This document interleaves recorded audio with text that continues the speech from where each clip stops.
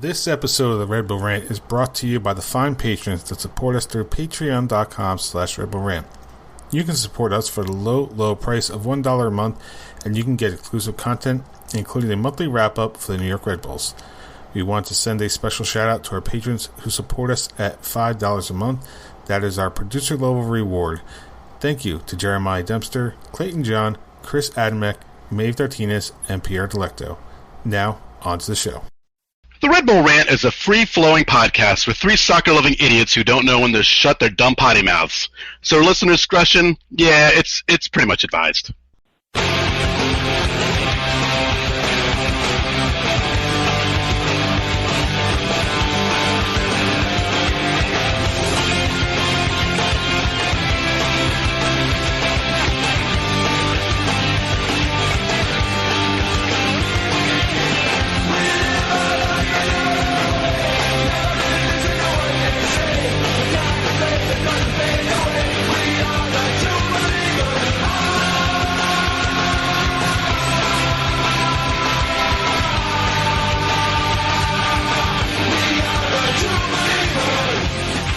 Welcome, my friends, to the show never ends. This is the Red Bull Rant podcast. I'm your host, Jason Iapicco.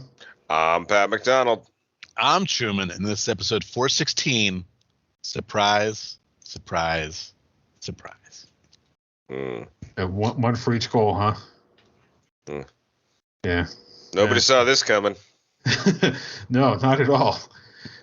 I mean, I only said it was a must-win game because you need to prove you can get out of the first round, but... Oops. Yeah. So, yeah, I don't think you guys want to really talk about this much, so let's just get into it real quick. Red Bulls lost their opening round matchup to Cincinnati at home 2-1, giving Cincinnati not only their first playoff game, but first playoff win in MLS history the season after they won the Wooden Spoon. So congratulations, Red Bulls, on who you lost to. Struber both said before the playoffs that he expected the team to do well, and then said he wanted the Twitter experts to get off their teams back for not performing. And twice earlier this season, he said we shouldn't expect anything out of this team. So who the fuck knows what he really wants? Before we talk about our stuff, let's do tweets and voicemails. Truman, you have the tweets ready to go? I do. Okay. Run John Run at John MCC215 said, U.S. Open Cup games get better fan support than they had today. Well, U.S. Open Cup games are on 12 o'clock on a Saturday, but okay. Hey, we called it, right? I mean, it was rough, but we called it. Creepy Taxi at Steven Santos said, that's so Metro, we choke every year. Oh, well, until next year, and then next year. Our old friend Ruchesco simply said, hashtag Uber for Struber.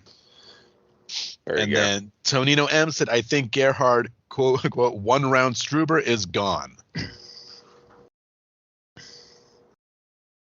Yeah. All right. Is that it? We got a voicemail, so I want to make sure before I move on. I wonder who the voicemail's from. Gee, I don't know. I haven't actually had a chance to listen to it, so we'll find out.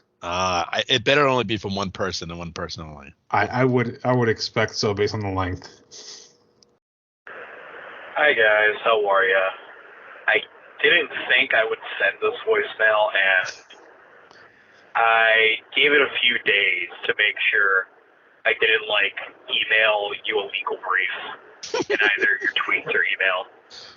But it's another season, and it ended up like this. And I want to say there was progress, and you could see at many points during this season in the away record, but of course no one's gonna feel better at all knowing how badly they shit the bed at home. And it's even more indicting for this team just knowing of how they left it out on that field that day.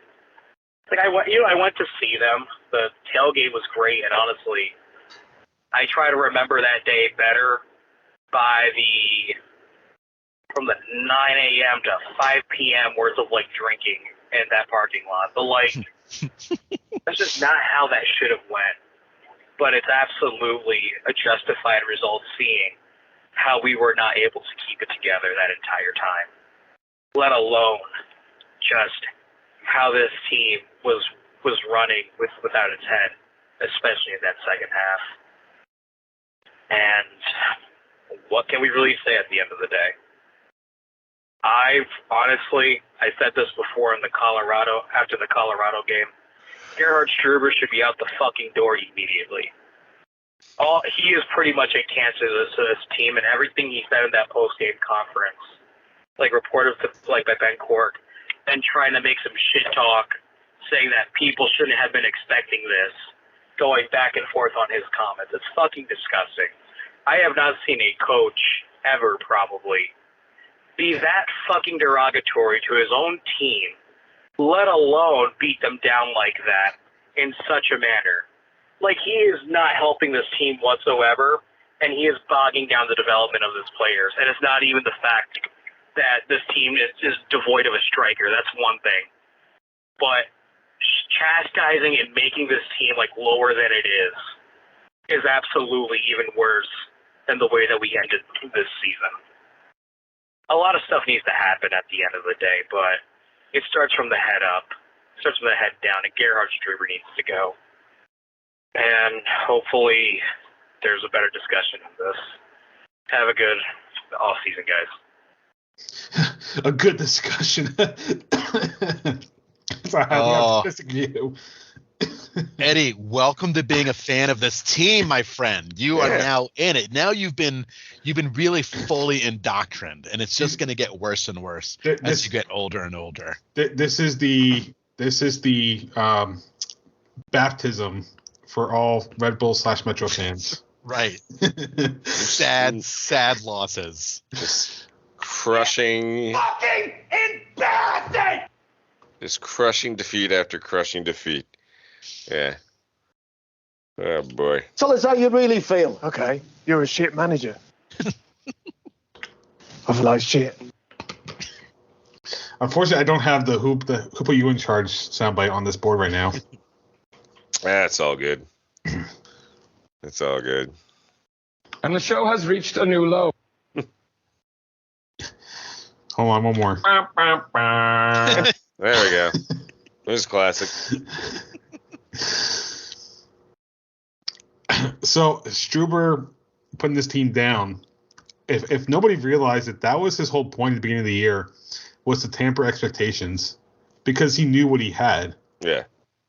And he knew he wasn't good enough to make this team more than it should have been. Yeah. I mean, I do have to disagree with our caller. I mean, I think the fact that the team did end up in fourth place is very much a credit to Struber. I do agree that this roster is not that great at all. And I think it's about to get worse. I mean, Aaron Long, who admittedly is not pre-injury Aaron Long at all, he's probably out the door. His contract's up. Losing Tom Edwards halfway through the season didn't help the defense. And, of course, as per usual, they don't have a striker. They have not had production from the number 9 position since Bradley Wright Phillips was here. And honestly, I think it's the biggest reason why this team does repeatedly fall flat on its face in the postseason. 100% is. Again, it's just there's no fucking goal scoring. Again, we got teased in the last game in the regular season. Teased, because that's what you get with this team with our forwards. You get teased the game. Patrick Klimala, boom, finally off that scoring job. Great. What did he do since? Fucking nothing. He hadn't scored a goal since August. I think it was, right? Oh, he's off the Schneid. He was not off the Schneid. Bad. And it was a penalty kick, if I remember correctly. You are correct. So and against Cincy, who I was there for. Yeah, so didn't get him off of anything, And then we got a great game from Manuel in the last game, and that was it. Yes. He produced nothing the next game. Lewis Morgan, a midfielder, created more or scored more goals than our forwards did. Just think about that. Yeah, Morgan was a great pickup. There's no question about that. Yeah, and it wouldn't surprise if there's enough interest that they sell him at the end during this off season. Yeah, because that's the problem. Is we have a tendency not to sell players at the right time. We don't get what we should out of him. If we're going to sell Morgan, as much as it sucks, this is the time to do it. Do it, strike while the iron's hot. Although it was so fucking perfect how he scored and then he hurt himself in the fucking celebration. Of course, he Martin Grammatica'd himself. Yeah, I wish there were actual reporters for this team so I could find out how exactly he got hurt. I think I saw somebody on Twitter suggest he was kicking the ground and might have hurt himself. Weird. But that was a hell of a goal. I will say that much. That was a thing of beauty. It's the only bright spot on the jury day. Well, they put us out of our misery in regulation instead of going to extra time for us to just be miserable. So I'll give them that at least. I guess. I mean, it sucks looking at the results so far and seeing that you're the only home team not to win a game so far. Don't worry, NYCFC is up 2-0 right now, so don't worry. We'll still be the only one. We have one more game to go for that nice stat of the year is like, oh hey, the only top 4 seed to lose in the first round. I'm assuming the only like we have is the Morgan goal, honestly. Yeah. Am I wrong about that?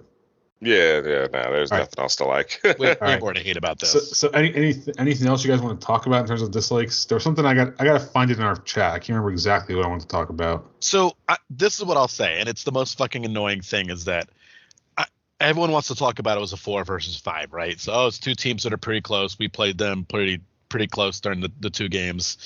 Blah blah blah blah blah. But and Struber said, "Oh, we all should have just tempered our expectations. They're a young team, all that crap." But there was a reason they were the home seed. Mm-hmm. There was. I mean, it's really because they had the fucking amazing away record. We all kind of predicted doom coming playing at home.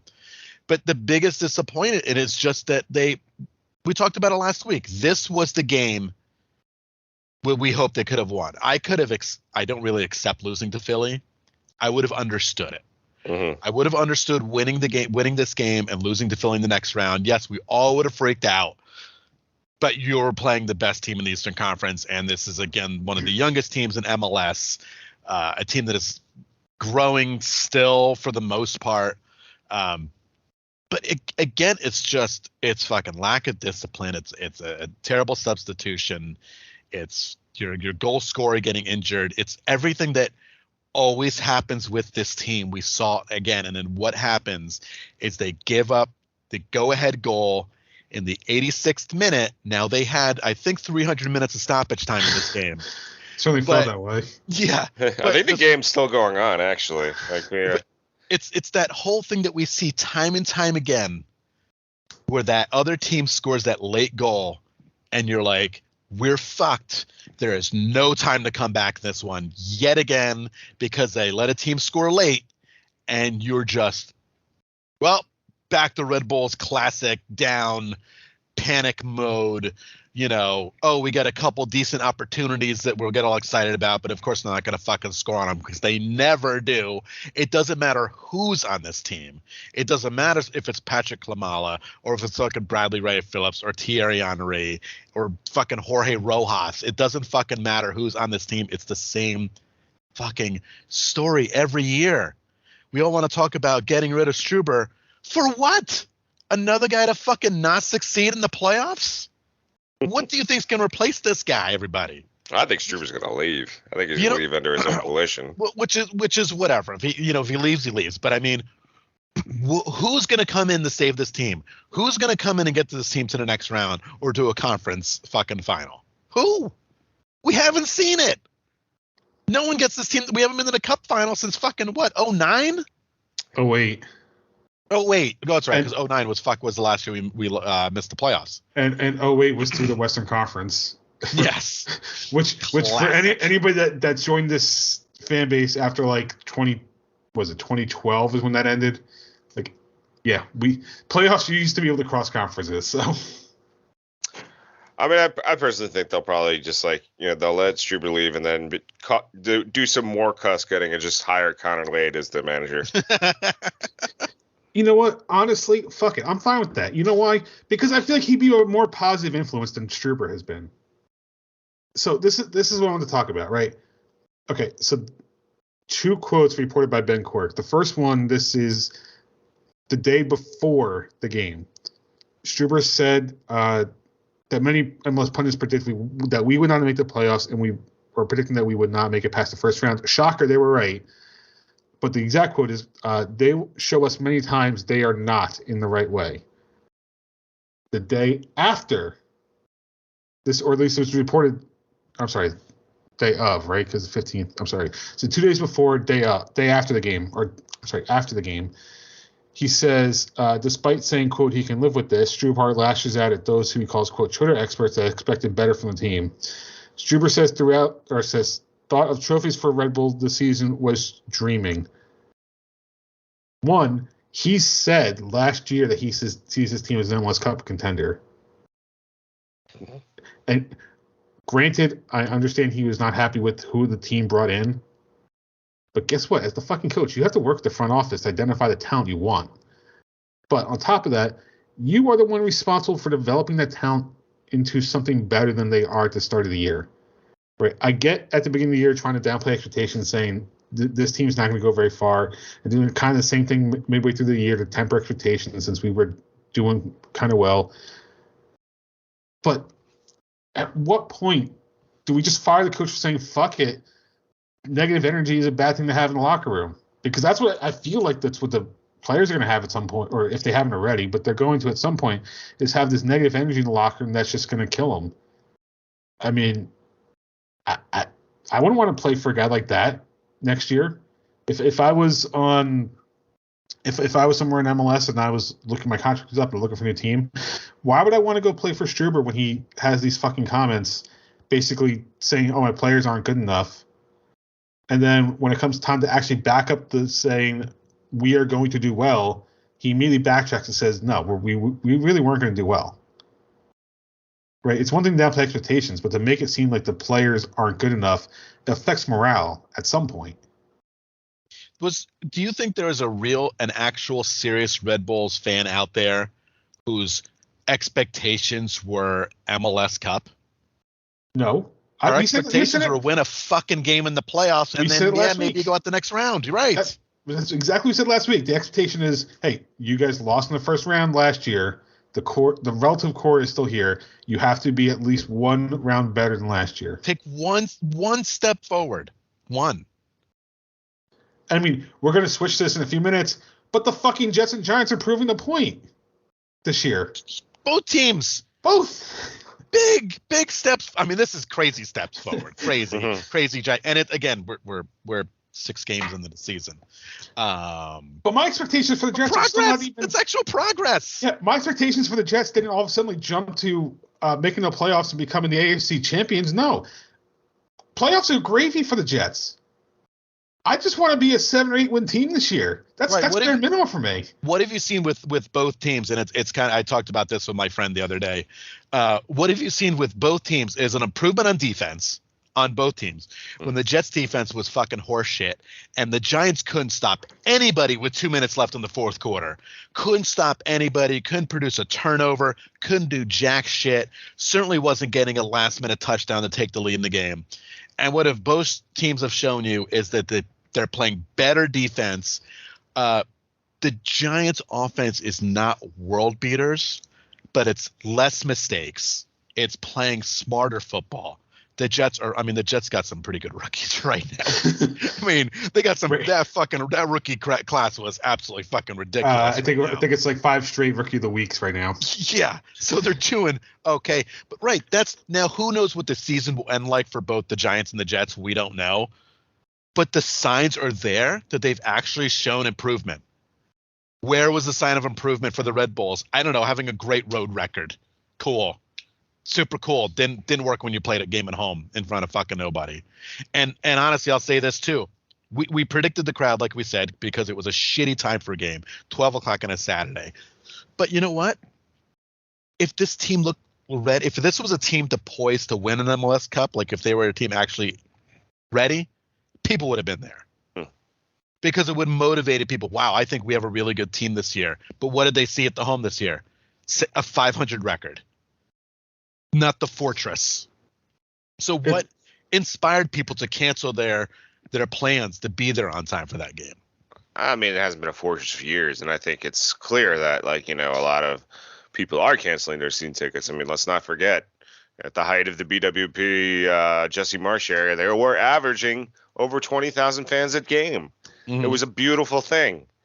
And the lack of investment by Red Bull has just driven the fan base away.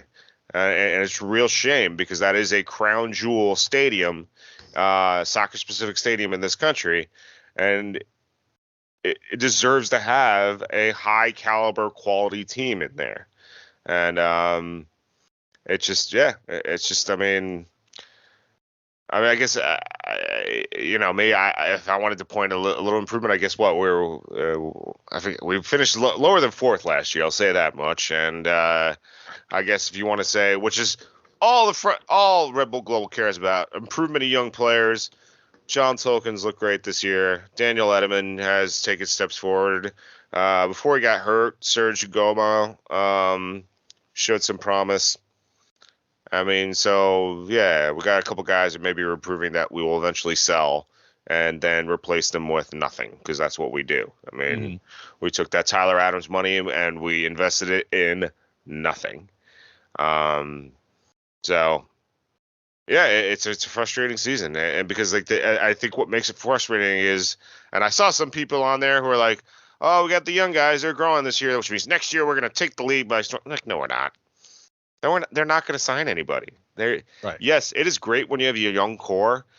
Then you need to bring in talent to complement it and push it over the top. They're not going to do that.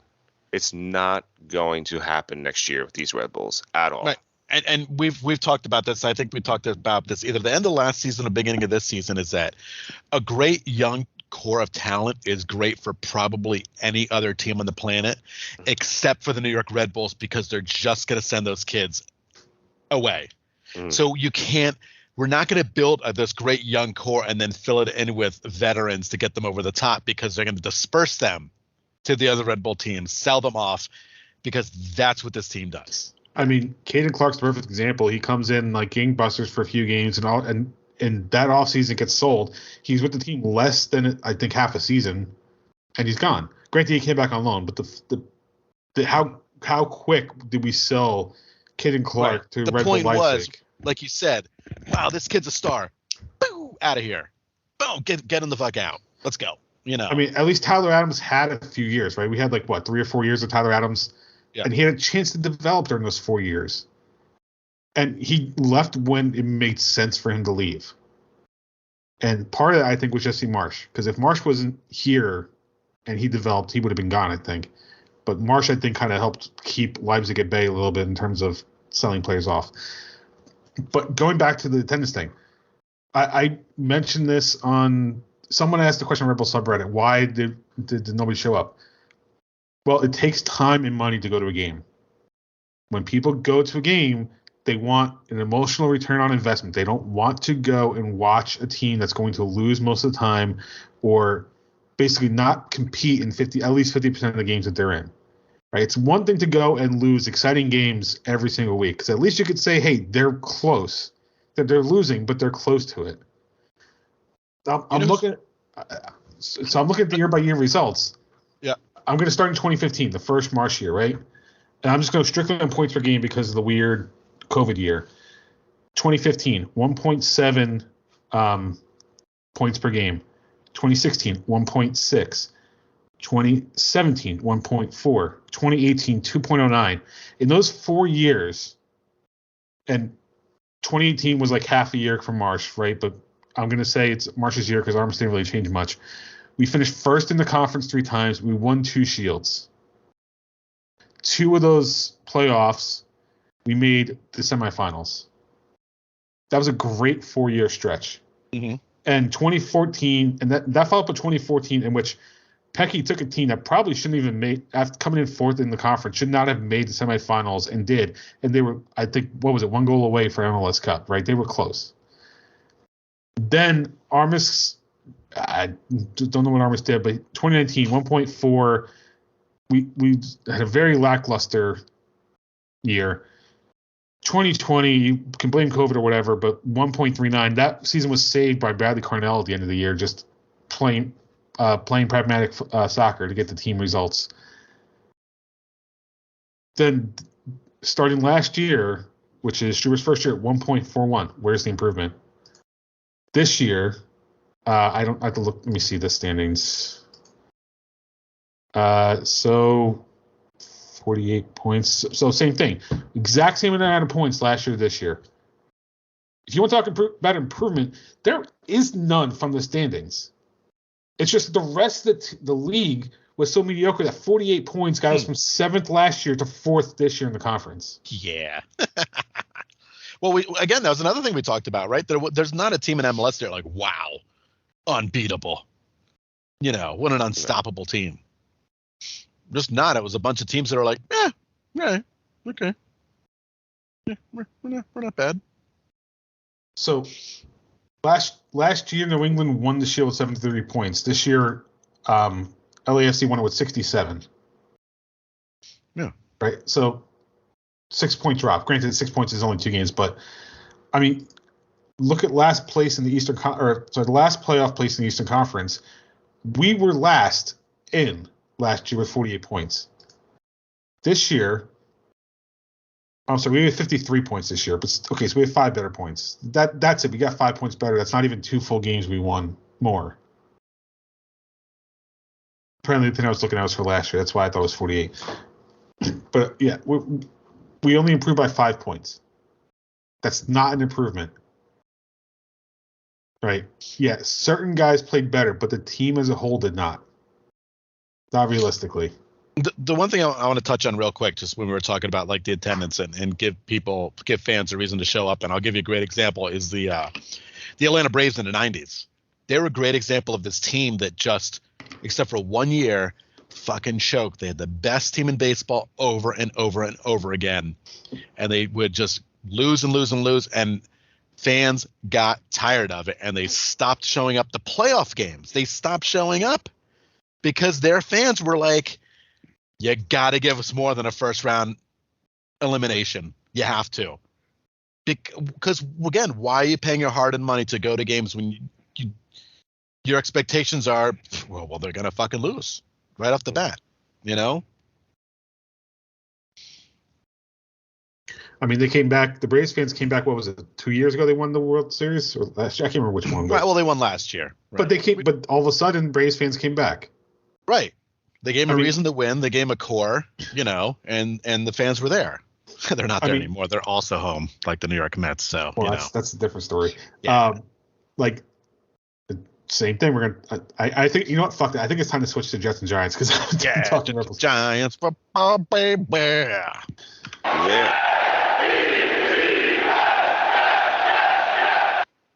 Jets fans are a perfect example of attendance because the last few years they've said, fuck it, we're not showing up.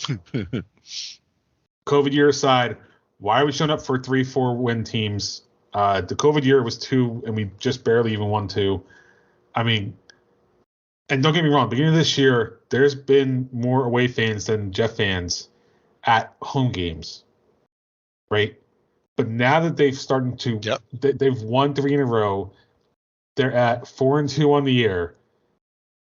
So if they win a few more games, I bet you that amount of home versus away fans flips and becomes at least 75% home fans at some point. Yeah, it's going to be a harder ticket. Yeah. To get, Yeah, I was actually surprised. A week ago after the Giants beat the Packers, I decided, well, I believe I'm going to a game this year. And I was surprised actually to find 2 tickets for about $50 to the Giants-Lions game on November 20th. So I will be at that game. It's the first time I have paid for Giants tickets in, I couldn't even tell you, probably over 10 years for sure. Since their last run, I think that was probably the last time I paid to go see a football game. So yeah, it is a wonderful feeling looking forward to Sunday again. I mean, because it's been a long time since I've looked forward to Sunday. I mean, sure, I'd still look forward to it for just like sit on the couch and be lazy all day. But now to actually have a rooting interest in in football again. See, that's the one good thing about this whole Red Bulls crashing out.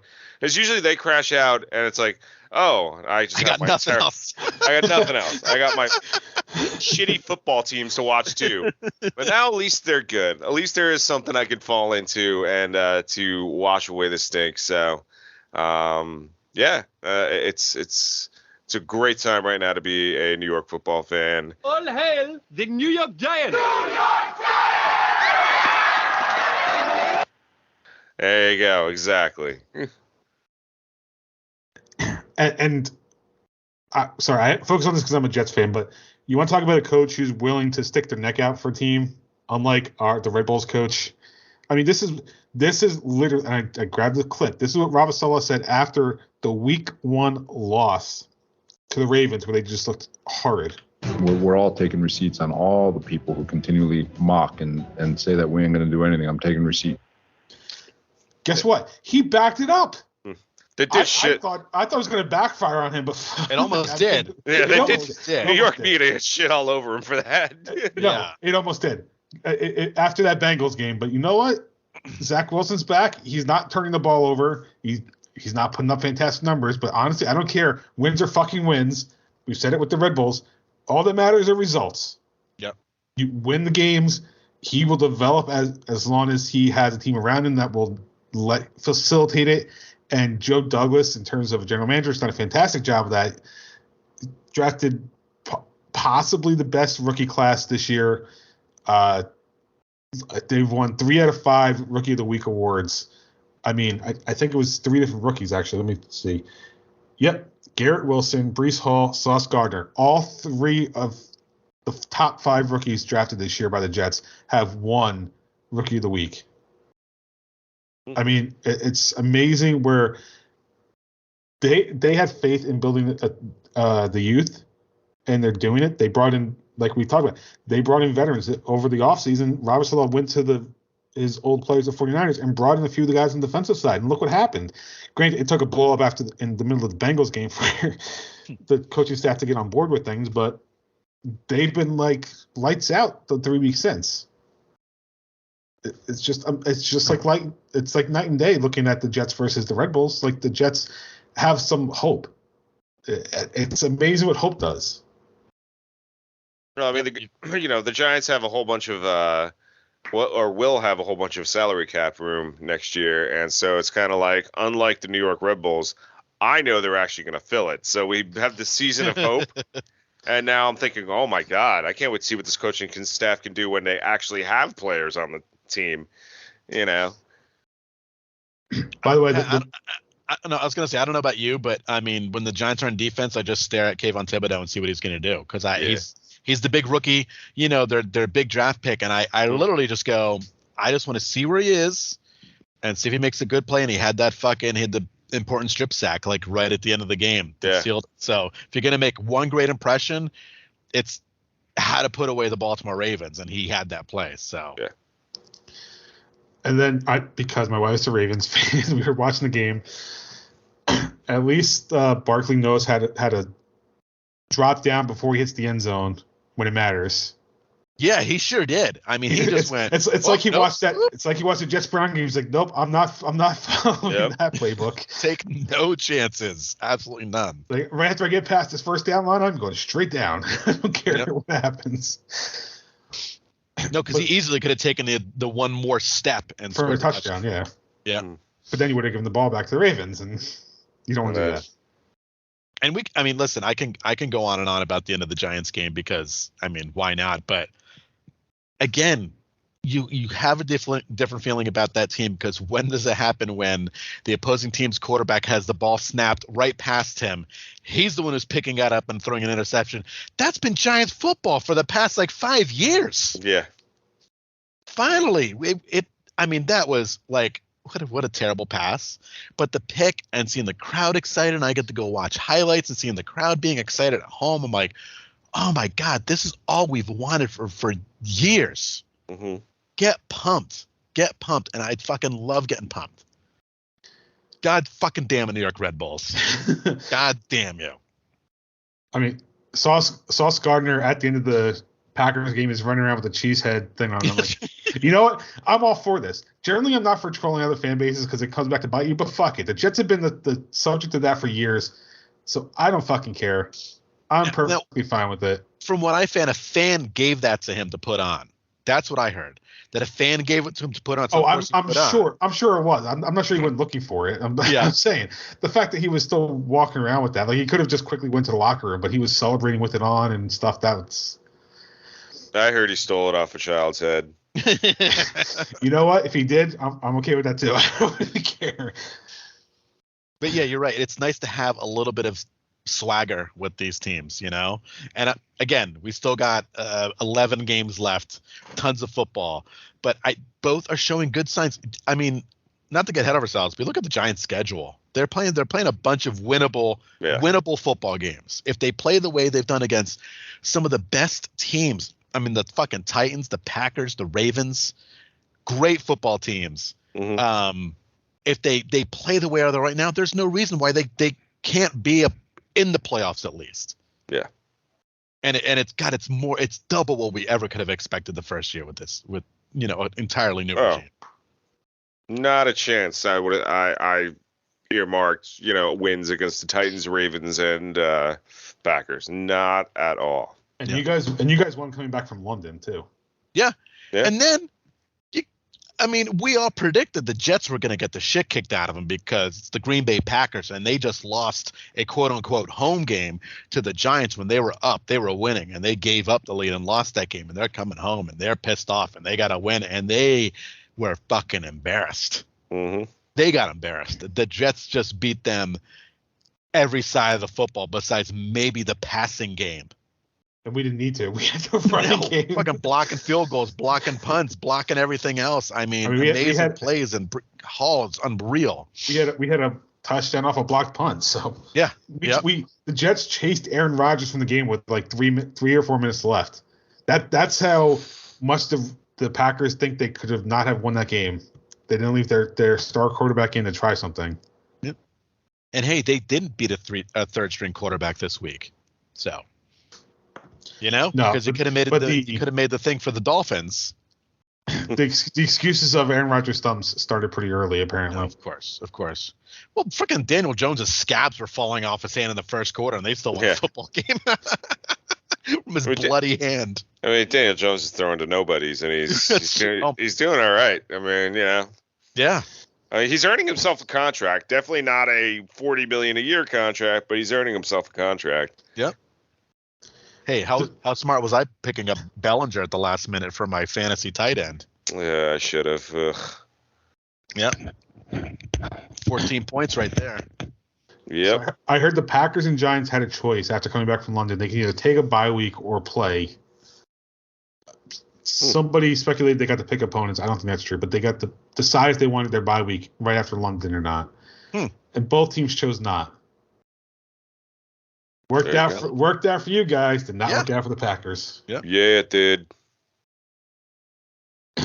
Who would have thought that coming into this year, you could make this statement that the Jets and Giants in successive weeks beat the Green Bay Packers, and those 2 losses in a row were the first 2 back-to-back losses since the beginning of 2019 when Mike LaFleur took over as the coach of the Packers.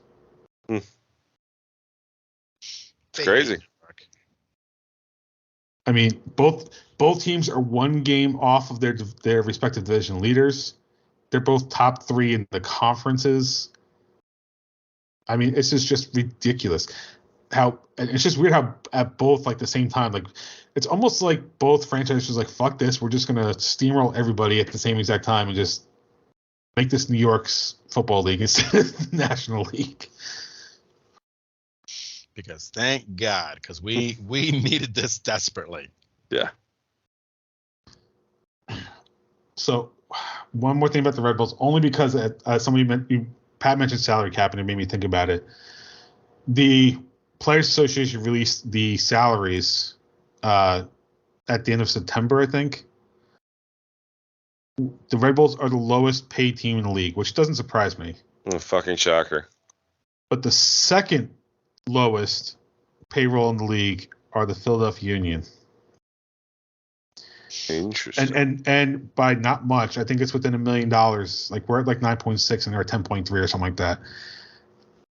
So just think of how bad that means the GM and the coaches are if with only $1 million more dollars, the Union were literally a point away from a Shield. Yep. They were tied on points for the Shield and lost on tiebreaker. That there's that much of a gap between the two teams and only a $1 million payroll difference. Yeah. Just something to think about. Well, let's think about it for a whole off season, huh?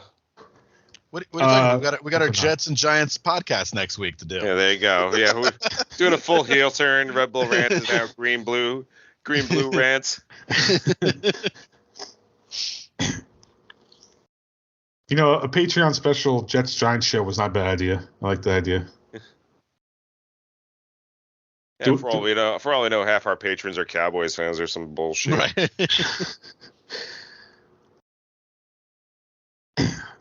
All right. Do we even want to talk about anything else? Nah, we're time to wrap this one up. We just talked about the Giants and the Jets for God knows how long. Yeah. All right. What? One more time for each. All hail the New York Giants!